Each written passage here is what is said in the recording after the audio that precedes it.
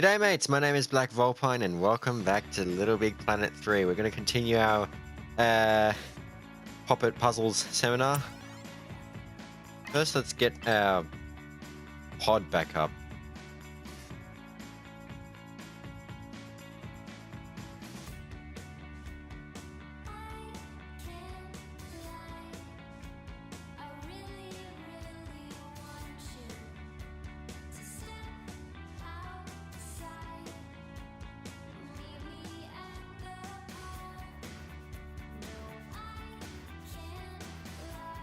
Is it working? I don't know if it's working.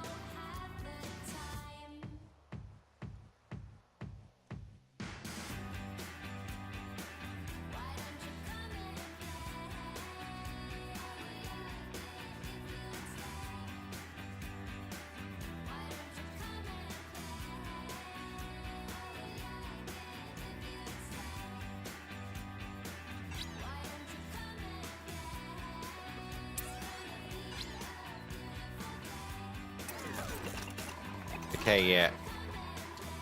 We're transporting though.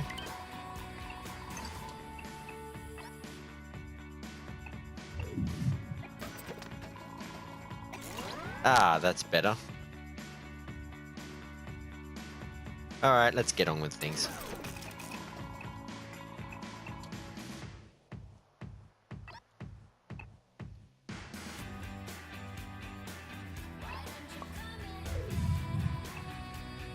Now then. See, we're going to continue from Popit Academy Term 1. We last did stamping materials, now we're going to go for danger tools. And because not every level has to be safe.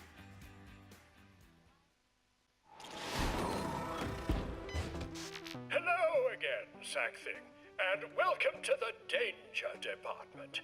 Don't let the name worry you. Nothing in here can harm you in any way at all. No, wait, sorry.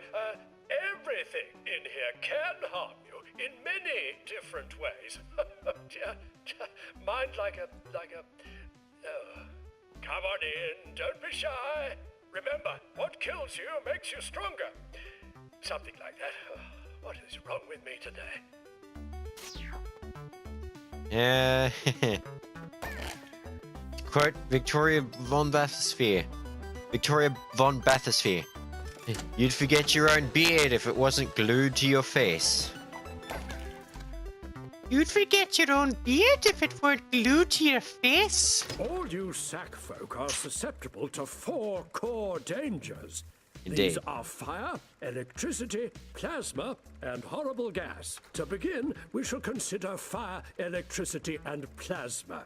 So, open your Popit and select the Tools bag. Choose one of the danger tools with the Action button. Now you can apply this danger to a material using the Action button. Say, for example, those blocks there. Indeed. Now we're going to try one of each one just to show you what it looks like. First we'll start with the electric tool. Now there are sack bots here which are shaking in fear by the looks of it. Oh, maybe so, but let's get on with it. Yeah, they're like very nervous. Flame tool, set this on fire. Get out.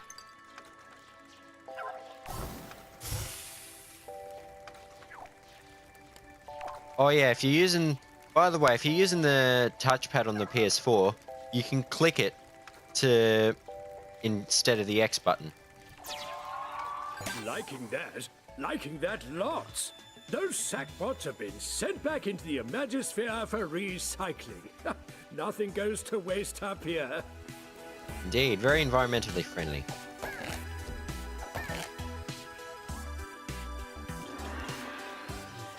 Now, supposing you want to make a hazard safe. The unlethalized tool is the weapon of choice. You can select it from the tools bag, just like any of the dangers. Simply move your cursor over a hazard and press the action button. Now it's harmless. Well, mostly harmless. It's still a tripping hazard. If things are Yeah, moving but too that can't fast kill you. when you want to interact with them, don't fret. Simply pause the game with the up button. Now to reiterate, that does not actually stop. That does not actually pause the game. It just stops time.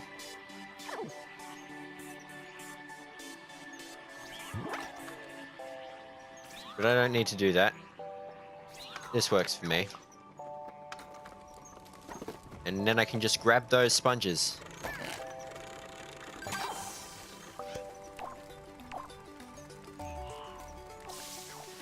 And then move. I do love the music. Did I make it clear? A lethalized sackbot is totally impervious to its own danger. So, for example, if a sackbot has been set on fire, it can walk over fiery hazards. And a little bonus tip, by the way, in edit mode, sackbots can be given Use the appropriate hazard tool to help these sackbots reach the other side. Yeah. Sackbots can be given can be made to be given special tweakers to make them impervious to other dangers as well. But if they're made of a certain thing, like if you've used a flame tool or if you used a lethalized tool on a sackbot, for instance, then it'll automatically be impervious to the thing it's lethal as.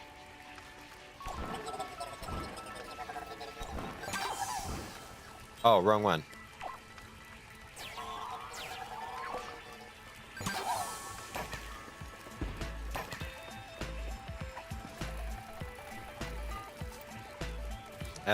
Can I use the other one?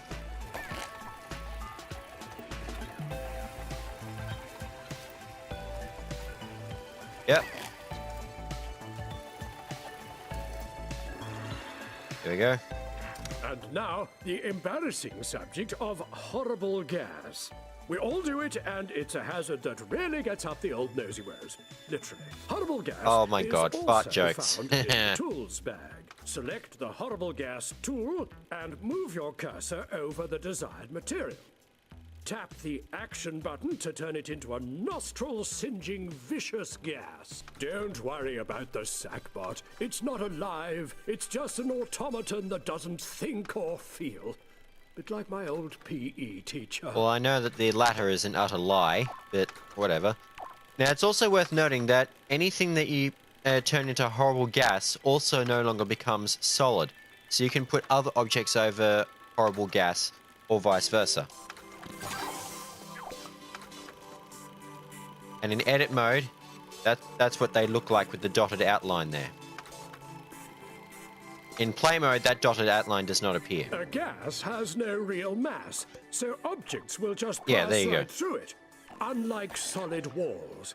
I often get the two mixed up. Oh, the bruises.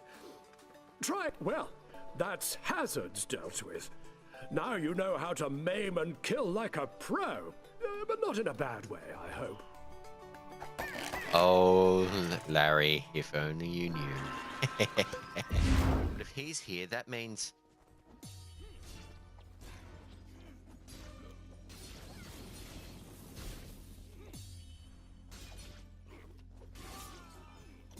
awkward.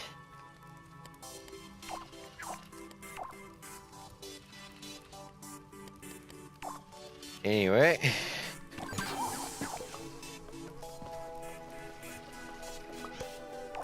Yep, gotta unlethalize that. There it goes.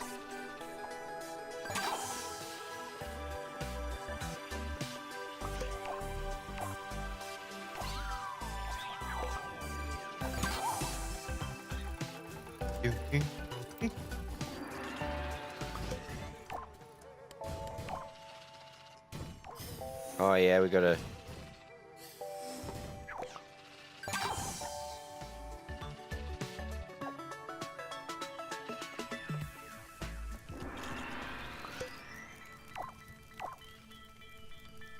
Yep. Now to get that prize puzzle over to my left, just simply simply turn the object into horrible gas.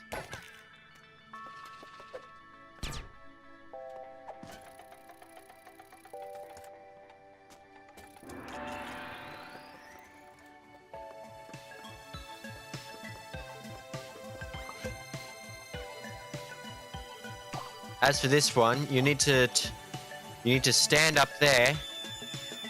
Horrible gas this. You should do that before jumping up there. Use the horrible gas to make that fall through. Then de-lethalize that and move on. But we're going to keep moving. Lovely stuff. Onwards we go. Very well, Larry.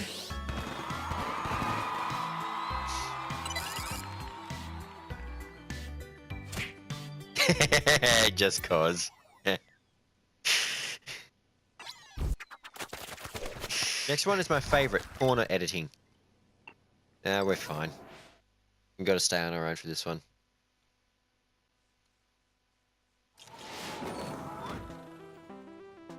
How do, Sack Thing? Really pleased with how your training's going. You've really turned a corner, so let's edit that corner.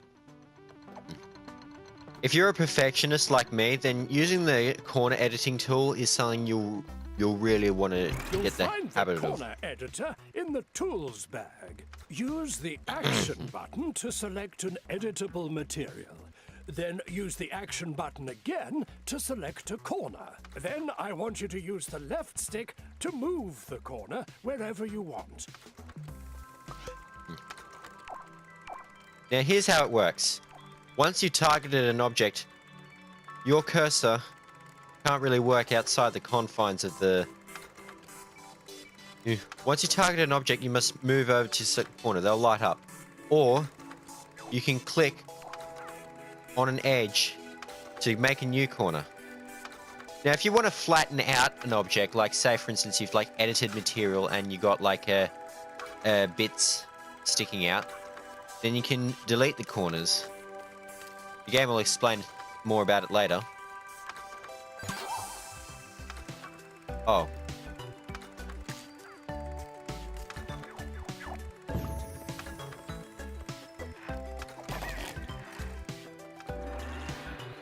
Oh my, what an uncrossable gap this looks to be. But hold on, Da Vinci. Sack Thing has the ability to bridge gaps, remember? Oh, you're right. Go to it, my woolly hero. Already done, Da Vinci. Me. Shortcut for the pros. Once you've selected a material with the corner editor, you can drag select multiple That's you. That's how dumb you sound. times. But keep it to yourself. Oh yes, I forgot about that. So yeah, you press, hold, lift it up.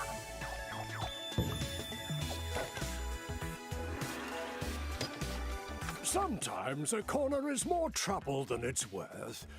These can be got rid of by selecting them and pressing the delete button. And like the thing. And like before, you can bulk select the corners to delete as well. Well, if that isn't good work, then my name isn't... whatever it is. Larry Da Vinci for the 100th fucking time. I'm sorry.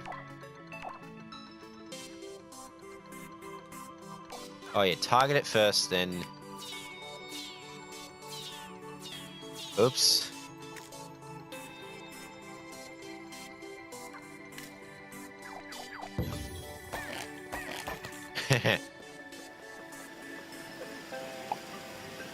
Whoop. I just went pop.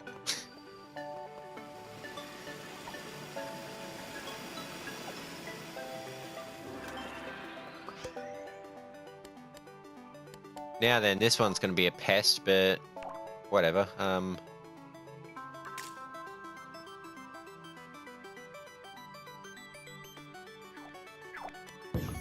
Need to move closer. Can I just delete the whole object?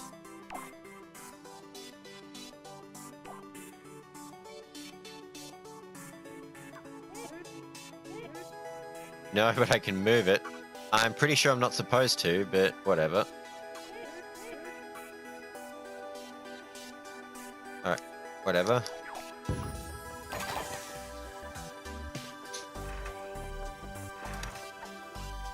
Hey! My. Looks like you can corner edit and climb on this material. Huh. Oh yeah. These climbable materials that they're basically like a regular one. You can just...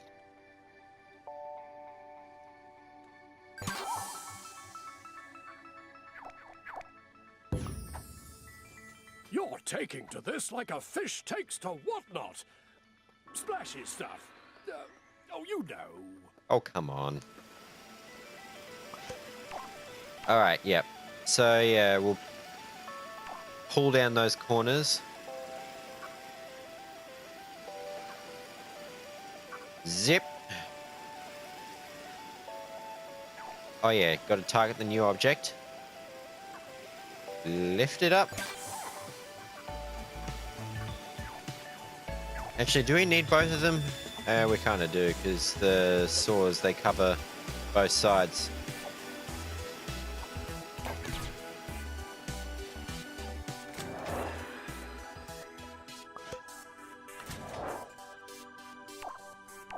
Well, this is a brainer. Lift this up, and that automatically disconnects.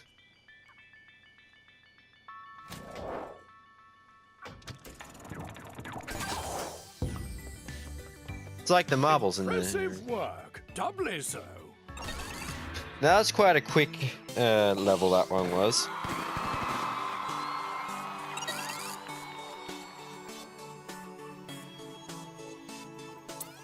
So let's jump into the next one.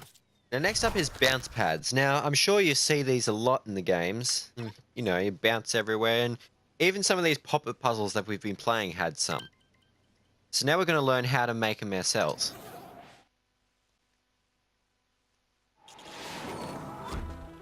Yippee! You're back.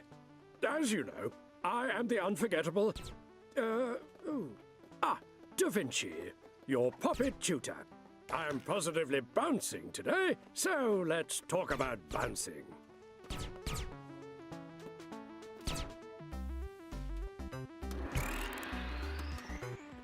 Now, yeah. You can actually come back and tweak this bounce pad so you can reach that prize bubble. You'll see how in a moment. They're extremely tweakable. Choose your Popit cursor and hover over the bounce pad. Press the menu button to open the bounce pad's tweak menu. Use the directional buttons to increase or decrease the bounce height. You can use the left stick to finely tune the numbers if you really want your bounces to be bona fide with brilliance and bravado. And once you've installed all your tweaks, you're hot to trot. Press the back button to back out of your Popit. Precision is important to some people. So, that's why using the left stick, knowing how to use the left stick is important. Now, as you can see, an outline is drawn around showing the height the bounce pad jumps to. So we'll make it a decent height. 3.7 should be good. On the other hand, what if we made it like really high? What's up there? Of course.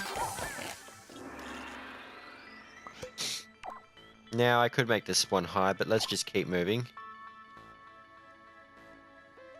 It's also worth noting that the top of the thing is where Sackboy's feet will be at the height of the bounce. You use that background as a yardstick. I'm going to line it up with that line there. Watch it carefully. That's where Sackboy's feet ended up.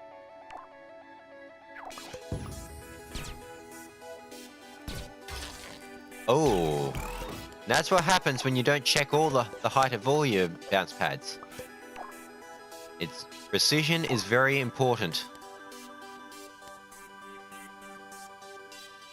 Now you can also set whether or not they can be triggered automatically or not.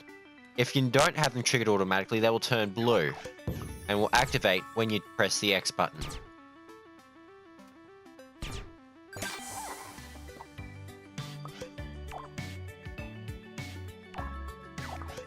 That's already at the right height, but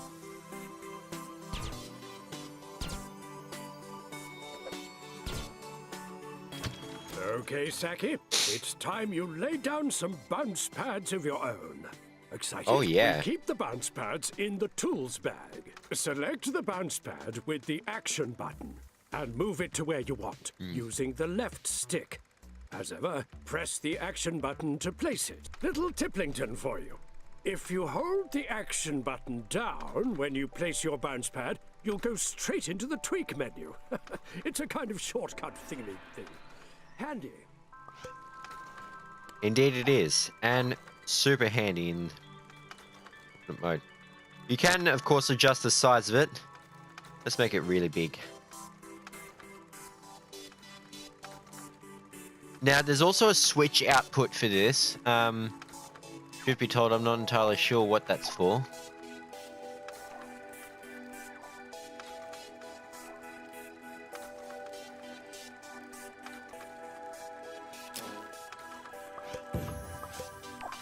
Oh, I see. So, alright, so the input can actually be used to activate other things.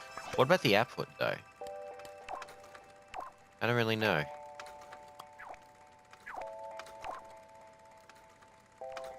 I want to try something, mates.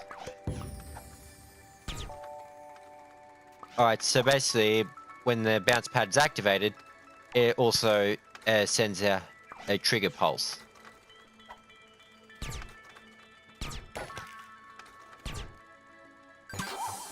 Oh yeah, and it's also worth noting that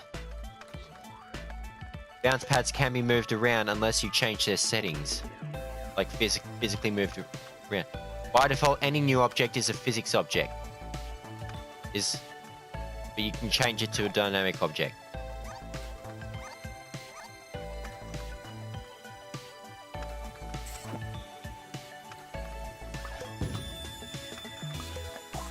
Now that didn't work here, but in edit mode you can hold down the X button to glue things down. This is useful if you want to say have it in a fixed position on an object that moves around. Now, did you notice your bounce pad succumbed to gravity when you closed your Popit? I also observed this. There's a way around that if you're interested. Before placing the bounce pad, press the menu button to enter its tweak menu. Here you can change its physics properties to static. Gravity will now have no effect. Back out of the tweak menu and then press the action button to place your freshly tweaked bounce pad. Ha! Up here, the laws of physics can take a run and jump and stay motionless in midair. That's kind of the point. Now, as explained before, we can hold down the X button to open the tweak menu immediately after placing it. Just keep the X button held down.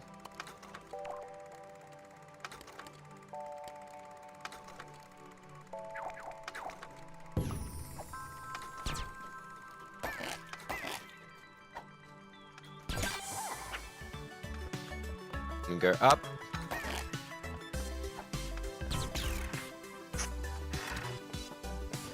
You're doing ever so well, you know. You're a dream student. Ooh, can you do me a Freddy favor and use your bouncipadium abilities to guide these sackbots back to safety? Is it weird that schools have got themselves lost again. Is it weird that I thought of Five Nights at Freddy's when you do me a Freddy favor? Now we want just a gentle bounce here, because two isn't it?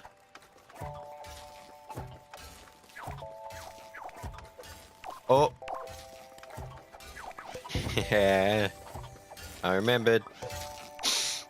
Now we need to set it a little bit higher here.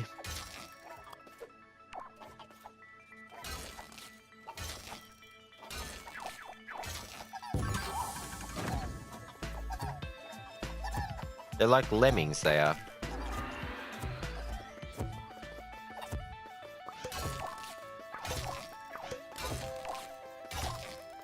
Now then. That's fine, but we need to fix it.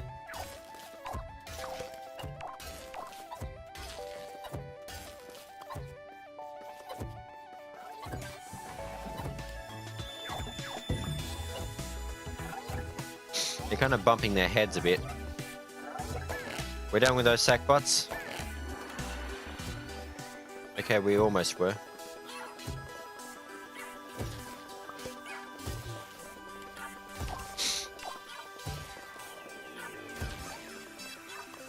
Now, of course, you just have a sack bot land on it.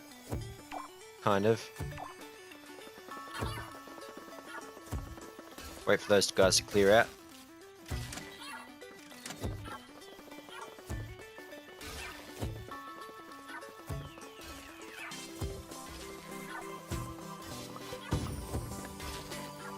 Oh.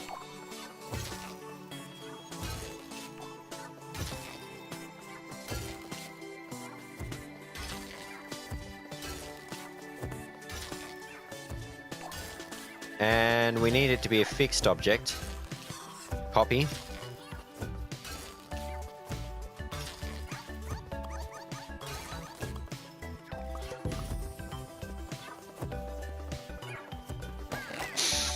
We need to like slap them together to like kind of do. I can't move it, pull it out from there. Yeah. Get a perfect line of them.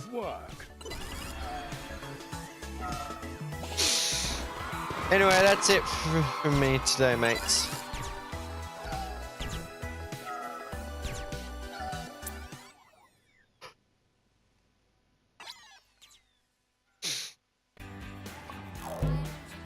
Anyway, I hope you enjoyed the episode. Leave a like and a comment if you did. And join me next week for the last episode of Term 1, where we cover bolts and connectors. And you're gonna love these, mate. Bye for now.